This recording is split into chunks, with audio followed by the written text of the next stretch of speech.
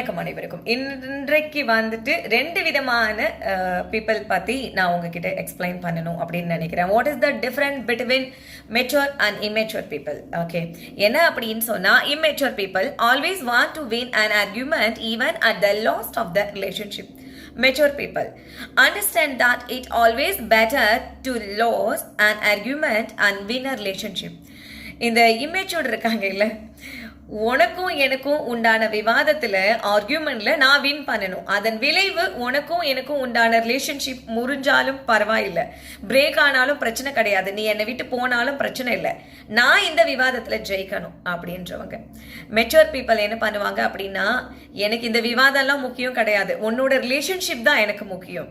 Okay, இப்போ இந்த வாதத்தில் ஜெயிச்சு நான் என்ன பண்ண போகிறேன்? ஸோ உனக்கும் எனக்கும் உண்டான அந்த ரிலேஷன்ஷிப் முறியறதுக்கு ஒருபோதும் இந்த விவாதம் வந்துட்டு ஒரு காரணமாக இருக்கக்கூடாது. நான் இதில் ஃபெயிலியர் ஆனாலும் பிரச்சனை கிடையாது, உன்னோட ரிலேஷன்ஷிப் முக்கியம்னு அதுக்கு இம்பார்ட்டன்ட் கொடுப்பாங்க.